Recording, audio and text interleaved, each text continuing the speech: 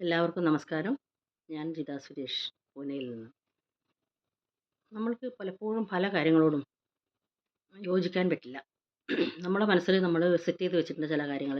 ഇങ്ങനെയാണ് ശരി, ഇങ്ങനെ ഇത് തെറ്റാണ് എന്നൊക്കെ നമ്മൾ ഒരുപക്ഷെ നമ്മളെ പഠിപ്പിച്ചതുകൊണ്ടായിരിക്കും. നമ്മളുടെ പാരൻസോ അല്ലെങ്കിൽ നമ്മളുടെ ആൾക്കാരൊക്കെ നമ്മളെ പഠിപ്പിച്ച് വെച്ചത് അങ്ങനെയായിരിക്കും. കാരണം ഇത് തെറ്റാണ്, ഇത് ശരിയാണ്, സത്യം മാത്രമേ പറയാൻ പാടുള്ളൂ, കളവ് ചെയ്യരുത്, പിന്നെ കള്ളത്തരം പറയരുത്, പിന്നെ ആരോടും മോശമായിട്ട് സംസാരിക്കരുത് എന്നൊക്കെ നമ്മളെ പഠിപ്പിച്ച് വെച്ചാൽ നമ്മളത് അനുസരിച്ച് മുമ്പോട്ട് പോകും. പക്ഷേ കുറച്ച് കാലങ്ങൾ കഴിഞ്ഞാൽ ചിലപ്പം നമ്മളുടെ ഇഷ്ടം അനുസരിച്ച് നമ്മൾ മാറാനും ചാൻസ് ഉണ്ട്. അപ്പോൾ കുട്ടികളൊക്കെ ചെറിയ പ്രായം മുതൽ തന്നെ നമ്മൾ അവരെ എല്ലാം ചില കാര്യങ്ങളൊക്കെ ട്രെയിൻ ചെയ്യിപ്പിക്കും.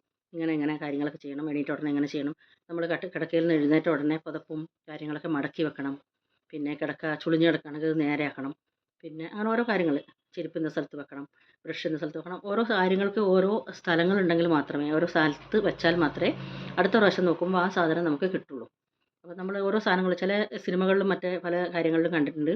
നമ്മൾ കുട്ടികളൊക്കെ വന്ന ഉടനെ ചെരുപ്പൊക്കെ കാലിൽ തന്നെ കുടഞ്ഞൊരൊറ്റ തെറിപ്പിക്കലാണ്, അങ്ങോട്ട് കിടക്കേൻ്റെ ഉള്ളിലേക്കോ കട്ടിൻ്റെ ഉള്ളിലേക്കൊക്കെ എവിടെയെങ്കിലും. പിന്നെ പിറ്റേന്ന് പോകുന്ന സമയത്ത് തിരഞ്ഞെടുക്കുകയാണ് എവിടെയാണ് ഈ സാധനം ഉള്ളതെന്ന് അറിയാതെ. അതുപോലെ പുറത്ത് വണ്ടിയൊക്കെ ഓടിച്ച് പോകുന്ന വലിയ ആളുകൾ തന്നെ വണ്ടി ഓടിച്ചൊക്കെ പുറത്ത് എവിടെയെങ്കിലുമൊക്കെ പോയിട്ട് വരികയാണെങ്കിൽ വന്ന ഉടനെ തന്നെ ചാവി അങ്ങ് മേശപ്പുറത്തേക്കോ അല്ലെങ്കിൽ എവിടെയെങ്കിലും കിടക്കയിലൊക്കെ എവിടെയെങ്കിലും അങ്ങോട്ട് എറിയും.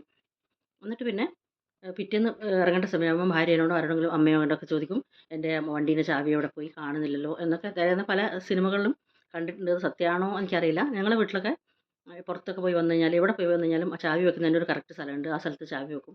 അതുപോലെ നമ്മൾ മുടി ചീകുന്ന ചെരുപ്പാണെങ്കിൽ ഒരു സ്ഥലത്ത്, പൗഡർ ഇടുന്ന സ്ഥലത്ത്, പിന്നെ ചെരുപ്പ് വെക്കുന്നതിനൊരു സ്ഥലം, അങ്ങനെ നമ്മൾ എല്ലാ കാര്യത്തിനും മൊബൈൽ വെക്കുന്നതിന് സ്ഥലം, ചാർജർ ഇടുന്ന സ്ഥലത്ത്, അങ്ങനെ എല്ലാ കാര്യങ്ങൾക്കും ഓരോരോ സ്ഥലങ്ങൾ നമ്മൾ വെച്ചിട്ടുണ്ട്. അതുകൊണ്ട് നമുക്ക് കണ്ണടച്ചിട്ടാണെങ്കിലും ആ സ്ഥലത്ത് നിന്ന് നമ്മളെ ഉദ്ദേശിച്ച സാധനങ്ങൾ എടുക്കാൻ പറ്റും, തിരയേണ്ട ആവശ്യം വരില്ല. പിന്നെ അടുക്കളയിലാണെങ്കിലും നമ്മൾ ഉപ്പ് മുളക് മറ്റേ എല്ലാ സാധനങ്ങളും വെക്കുക, കടുക് ജീരകം എന്നൊക്കെ വെക്കുന്നതിന് ഒരു ഓർഡർ ഉണ്ട്. അതനുസരിച്ചാണ് കുപ്പികൾ വെക്കുന്നത്. ഒരു ദിവസം എടുത്ത് പിറ്റേ ദിവസം മാറ്റി മറിച്ചൊക്കെ വെക്കുകയാണെങ്കിൽ നമുക്ക് പിന്നെ അത് കണ്ടെത്താൻ ബുദ്ധിമുട്ടാണ്. അപ്പോൾ നമ്മൾ അത് തിരയേണ്ടതായിട്ട് വരും. അപ്പോൾ നമ്മൾ എടുത്ത സാധനങ്ങൾ എടുത്ത സ്ഥലത്ത് തന്നെ തിരിച്ചു വെക്കുകയാണെങ്കിൽ നമുക്ക് ഈ തിരച്ചിൽ ഒഴിവാക്കാം. അങ്ങനെ ഇന്ന് നമ്മൾ എന്നാണ് ഞാൻ കരുതുന്നത്. ചില ആളുകൾക്ക് അതിനോട് യോജിപ്പില്ല. എന്താണ് ഇപ്പോൾ ഇത്രയും സിസ്റ്റമാറ്റിക് ആയിട്ടൊക്കെ ജീവിക്കേണ്ട ആവശ്യം, നമ്മൾ അങ്ങനെ ജീവിച്ചു പോകണം എന്നല്ലാതെ അങ്ങനെ സിസ്റ്റമാറ്റിക് ആയിട്ട് ജീവിക്കുന്നതിനോടൊന്നും വലിയ യോജിപ്പില്ലാത്ത ഒരു കൂട്ടം ആൾക്കാരുമുണ്ട്. അപ്പം നമ്മൾ രാവിലെ എഴുന്നേറ്റ് കഴിഞ്ഞാൽ നമ്മളെ പ്രഭാത കാര്യങ്ങളൊക്കെ കഴിഞ്ഞ ശേഷം കുളിക്കണം, വൃത്തിയായിട്ട് നിൽക്കണം എന്നൊക്കെ നമ്മൾ ചിന്തിക്കുന്ന ആൾക്കാരുണ്ട്. ചില ആൾക്കാർ ചോദിക്കുന്നത് എന്താണ് ഇപ്പോൾ എല്ലാ ദിവസവും രാവിലെ എണീറ്റ് കുളിച്ച് വൃത്തിയായി നമ്മളെന്താ എവിടെയെങ്കിലും പോകാനോ അല്ലെങ്കിൽ എന്താണ് ആരെയും കാണിക്കാനാണോ? എനിക്കിങ്ങനെയാണ് ഇഷ്ടം, ഞാൻ വൈകുന്നേരമേ കുളിക്കുന്നുള്ളൂ അല്ലെങ്കിൽ രാത്രിയേ കുളിക്കുന്നുള്ളൂ, അല്ലെങ്കിൽ ഒരു ദിവസം കുളിക്കുന്നില്ല, എല്ലാ ദിവസവും കുളിക്കണം എന്നിപ്പോൾ എന്തെങ്കിലും നിർബന്ധമുണ്ടോ? അങ്ങനെയാണ് ഇപ്പോൾ ന്യൂ ജെൻ്റെയൊക്കെ തീരുമാനങ്ങളും ചിന്തകളൊക്കെ എന്ന് പറഞ്ഞാൽ എല്ലാ ദിവസവും കുളിച്ചില്ലെങ്കിലും കുഴപ്പമില്ല എന്നുള്ളൊരിതാണ്.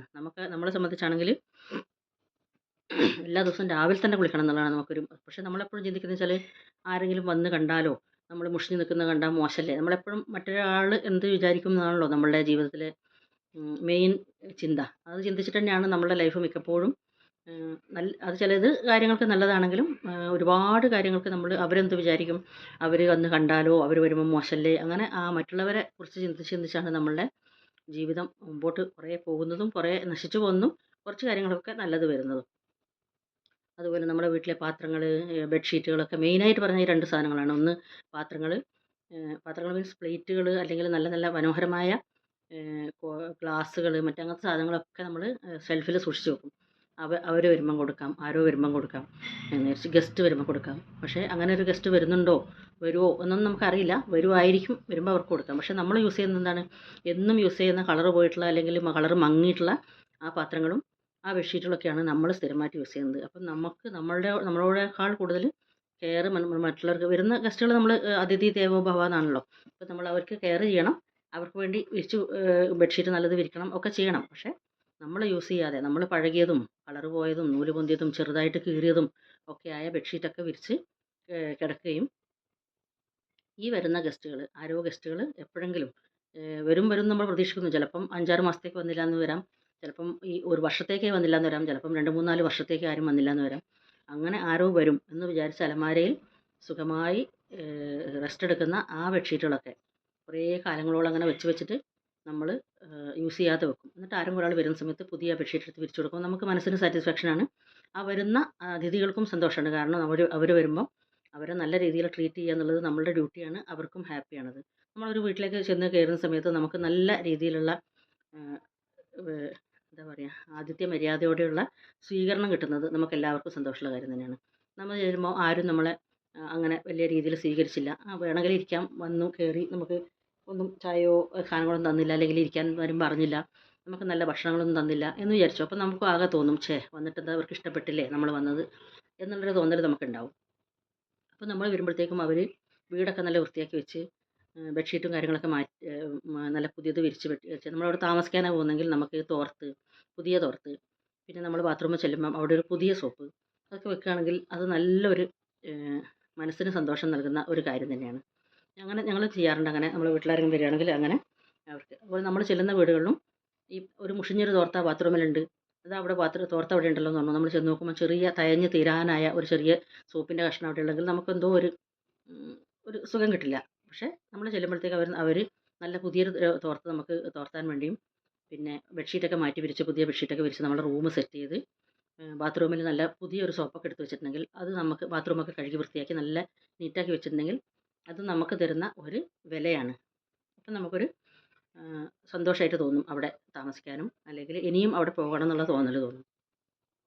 അതിന് പകരം നമ്മളെ അങ്ങനെ ആ വീട്ടിലെ ഒരാളെ പോലെ കൺസിഡർ ചെയ്യുന്നത് ശരിയാണെന്ന് പറയുകയാണെങ്കിലും നമ്മളൊക്കെ അത് ഒരു വൃത്തിയില്ലായ്മയോ അല്ലെങ്കിൽ ഒരു എന്തോ ഒരു സുഖമില്ലായ്മ തോന്നിക്കഴിഞ്ഞാൽ നമുക്ക് രണ്ടാമത് അവിടെ പോകണം എന്നുള്ള തോന്നൽ നമുക്ക് ഉണ്ടാവില്ല. അതുപോലെ നമ്മുടെ വീട്ടിലെ പാത്രങ്ങളും സാധനങ്ങളും ഇവ നേരത്തെ പറഞ്ഞല്ലോ, പാത്രങ്ങൾ ബെഡ്ഷീറ്റുകളൊക്കെ നമ്മൾ ഗസ്റ്റുകൾക്ക് നല്ല രീതിയിൽ അവരെ ട്രീറ്റ് ചെയ്യണം, അവർക്ക് കൊടുക്കണം. പക്ഷേ അതിൻ്റെ കൂടെ തന്നെ നമ്മൾക്കും നല്ല നല്ല ബെഡ്ഷീറ്റുകൾ, നല്ല നല്ല പാത്രങ്ങൾ ഒക്കെ നമ്മൾ യൂസ് ചെയ്യണം. നമുക്ക് നമ്മളോട് ഒരു ആദരവും ഒരു ബഹുമാനമൊക്കെ ഉണ്ടല്ലോ. അപ്പോൾ നമ്മളെന്നും ഈ പഴയതിലും എന്നും ഈ മോശപ്പെട്ടതും തന്നെ യൂസ് ചെയ്യാനുള്ളവരല്ല. നമ്മൾ വേറെ ഏതെങ്കിലും വീട്ടിൽ ചെല്ലുമ്പോൾ അവർ നല്ലതായിട്ട് നമ്മളെ ട്രീറ്റ് ചെയ്യായിരിക്കും എന്ന് വിചാരിച്ച് നമ്മളെ വീട്ടിൽ നമുക്കൊരു വില കൊടുക്കണ്ടേ. ഞങ്ങളിപ്പം അങ്ങനെ കുറേ പണ്ട് ഞങ്ങൾക്കും അറിയില്ലായിരുന്നു. ഞാനും അലമാരയിൽ ഇഷ്ടംപോലെ ബെഡ്ഷീറ്റുകളും ഈ പറഞ്ഞ പോലെ നല്ല നല്ല പാത്രങ്ങളൊക്കെ എടുത്തിങ്ങനെ സൂക്ഷിച്ച് വെക്കുമായിരുന്നു. ആരോ വരും എന്ന് വെച്ച്. അങ്ങനെ കുറേ കാലം അങ്ങനെ കഴിഞ്ഞപ്പം പിന്നെ ഏതൊക്കെയോ പുസ്തകങ്ങളിലും ഏതൊക്കെയോ ചാനലുകളിലൊക്കെ ഇങ്ങനെ കണ്ടപ്പോൾ എനിക്ക് തോന്നി, ശരിയാണല്ലോ, നമ്മളിത് ആർക്ക് വേണ്ടിയാണ് ഇതൊക്കെ സൂക്ഷിച്ച് വെക്കുന്നത്, നമുക്കൊരു വില കൊടുക്കാതെ എന്ന് വിചാരിച്ച് ഞാനിപ്പോൾ പുതിയ പുതിയ ബെഡ്ഷീറ്റുകളൊക്കെ കൊണ്ടുവന്നു കഴിഞ്ഞാൽ നമ്മൾ ആദ്യം തന്നെ വിരിച്ച് അതിൽ കിടക്കുകയും പിന്നെ ഈ പറഞ്ഞ പാത്രങ്ങളൊക്കെ എടുത്ത് നമ്മൾ തന്നെ യൂസ് ചെയ്യുമ്പോൾ നമുക്ക് നല്ല സന്തോഷമാണ്. പുതിയ പാത്രത്തിൽ ഭക്ഷണം കഴിക്കാനും പുതിയ ബെഡ്ഷീറ്റിൽ കിടക്കാനൊക്കെ ആർക്കും ഇഷ്ടമില്ലാത്തത്. അപ്പോൾ അങ്ങനെയൊക്കെ ചെയ്യുമ്പോൾ നമുക്ക് തന്നെ ഒരു സുഖം കിട്ടും. അത് കഴിഞ്ഞ് കഴുകി ഉണക്കിയൊക്കെ വെച്ചതിന് ശേഷം ആരെങ്കിലും വരുമ്പോൾ വിരിച്ചാലും മതിയല്ലോ. ഒരു പ്രാവശ്യം യൂസ് ചെയ്തു എന്ന് വിചാരിച്ചിട്ട് പിന്നെ അത് പഴയതായി മാറുന്നില്ലല്ലോ. വൃത്തിയോടുകൂടി തന്നെ കൊടുക്കണം എന്നല്ലേ ഉള്ളൂ. അങ്ങനെ അപ്പോൾ എപ്പോഴും നമ്മളെയും കൂടി ഒന്ന് കൺസിഡർ ചെയ്യണം എന്നാണ് ഇന്നത്തെ കാലത്തെ ചിന്താഗതി. അങ്ങനെ ആയിരുന്നില്ല പഴയ കാലം വെച്ചാൽ ഞങ്ങളുടെയൊക്കെ ചെറുപ്പകാലത്തൊക്കെ എപ്പോഴും നമ്മൾ മറ്റുള്ളവർക്കാണ് ശ്രദ്ധയും കെയറൊക്കെ കൊടുത്തിട്ടുണ്ടായിരുന്നത്. നമുക്കൊരിക്കലും കെയർ ഇല്ല. ഭക്ഷണമായാലും വസ്ത്രമായാലും മറ്റ് സുഖസൗകര്യങ്ങളായാലും ഏത് കാര്യത്തിനാണെങ്കിലും നമ്മൾ മറ്റുള്ളവർക്ക് അവരുടെ ഇഷ്ടം പോലെ ചെയ്യാം, അവർക്ക് വേണ്ടി കെയർ ചെയ്യുക, അങ്ങനെ ആയിട്ട് നമ്മളെ ലൈഫിൽ നമ്മൾ ഒരിക്കലും ഒരു ഇമ്പോർട്ടൻസും കൊടുത്തിരുന്നില്ല. പക്ഷേ പിന്നീട് ഈ ഒരു കാലം വന്നപ്പം ആരൊക്കെയോ പറഞ്ഞിട്ടും കുറേ ആൾക്കാർ അങ്ങനെ ഡിസ്കസ് ചെയ്തിട്ടും ഒക്കെ അറിഞ്ഞ് നമുക്കും തോന്നി തുടങ്ങി, ശരിയല്ലേ, എന്നെ എന്തുകൊണ്ട് ഞാൻ കെയർ ചെയ്യുന്നില്ല, നമ്മളെ ആര് കെയർ ചെയ്യും, നമ്മളെ കെയർ ചെയ്തില്ലെങ്കിൽ നമ്മളെ ആരാ കെയർ ചെയ്യുക. അപ്പോൾ അതുകൊണ്ട് ഞാൻ എന്ന് പറഞ്ഞ ഒരാൾ ഉണ്ട് എന്നതും കൂടി നമ്മൾ കൺസിഡർ ചെയ്യണം. മറ്റുള്ളവരെ കെയർ ചെയ്യുന്നതിനോടൊപ്പം സൈഡിൽ കൂടി നമ്മളെ കെയർ ചെയ്യണം. നമ്മളെ ഭക്ഷണത്തെ കാര്യത്തിലായാലും നമ്മളുടെ കുളിയുടെ കാര്യത്തിലായാലും നമ്മളുടെ സ്കിന്നോ അല്ലെങ്കിൽ നമ്മളുടെ ശരീരം കെയർ ചെയ്യുന്ന കാര്യത്തിലായാലും നമ്മൾ അസുഖം വരാതെ നമ്മൾ നോക്കുന്ന കാര്യത്തിലായാലും നമ്മളുടെ സൗന്ദര്യം വർദ്ധക കാര്യങ്ങളിലായാലും നമ്മളുടെ ഡ്രസ്സിങ്ങിൻ്റെ കാര്യത്തിലായാലും എല്ലാ കാര്യത്തിലും. അതുപോലെ പണ്ടൊക്കെ കുറച്ച് പ്രായമായി കഴിഞ്ഞാൽ ഒരു 10-50 വയസ്സൊക്കെ ആയി കഴിഞ്ഞാൽ നമ്മൾ വയസ്സായി കഴിഞ്ഞു എന്നുള്ളതാണ്. ഇനിയിപ്പോൾ എന്താണ്, എന്തെങ്കിലും ഒരു വസ്ത്രം ധരിച്ചാൽ മതി എന്നുള്ളതാണ്. പക്ഷേ നമ്മൾ ഒരുപാട് നല്ല ഡ്രസ്സുകൾ നല്ല ഫാഷനബിളായിട്ടുള്ളതൊക്കെ അന്നങ്ങനെ ആരും ധരിക്കില്ല. അങ്ങനെ ഇട്ടാൽ തന്നെ എല്ലാവരും പറയും, ഈ വയസ്സാം കാലത്താണോ ഇത്രയൊക്കെ ഒരുങ്ങി നടക്കുന്നത്, അല്ലെങ്കിൽ അതിൻ്റെയൊക്കെ ആവശ്യമുണ്ടോ, അതൊക്കെ ചെറുപ്പക്കാർ ചെയ്താൽ പോരെ, അണിഞ്ഞൊരുങ്ങി നടക്കുന്നത് കണ്ടാൽ തോന്നും 17 വയസ്സാന്ന് തോന്നുന്നൊക്കെ അങ്ങനെ തമാശയായിട്ടും ചെറിയൊരു കുറ്റപ്പെടുത്തലോടു കൂടി തന്നെ സംസാരിച്ചിരുന്നു. പക്ഷേ ഇന്നങ്ങനെയല്ല. 60ഉം 50ഉം 60ഉം 70ഉം ഒക്കെ ഇന്ന് നല്ല പ്രായം തന്നെയാണ്.